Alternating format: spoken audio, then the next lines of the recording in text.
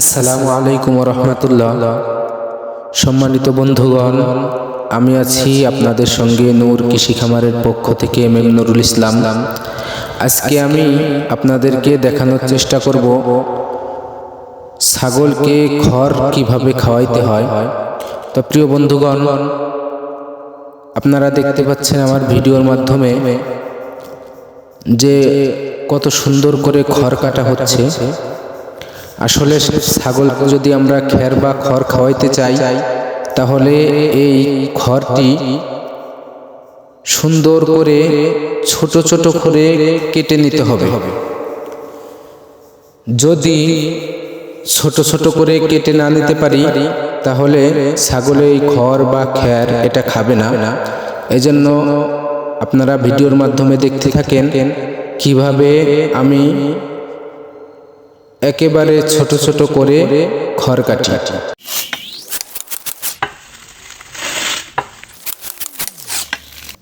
প্রিয় বন্ধুগণ, আপনারা দেখতে পাচ্ছেন যে কত সুন্দর ছোট ছোট করে খড় কাটা হচ্ছে। তো আজকের মতো আমার খড় কাটা এখানেই শেষ।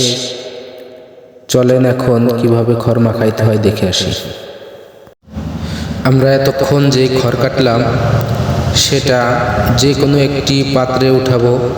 তো আমি এই খড়টিকে একটা বালতির মধ্যে উঠাচ্ছি।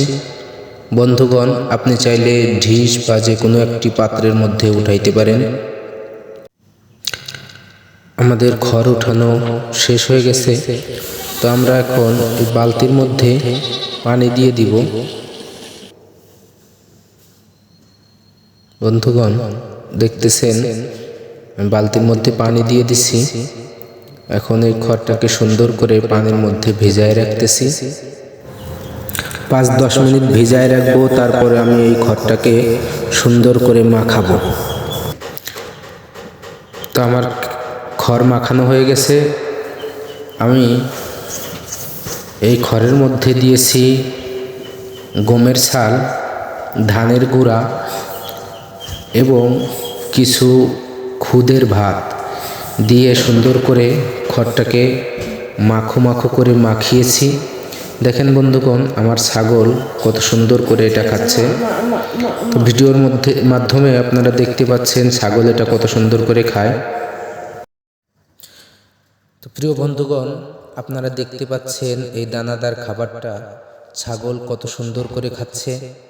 তো আপনি যদি ছাগলের খামারি হয়ে থাকেন, তাহলে ছাগলকে এই খড় দিয়ে দানাদার খাবার তৈরি করে খাওয়াইতে পারেন।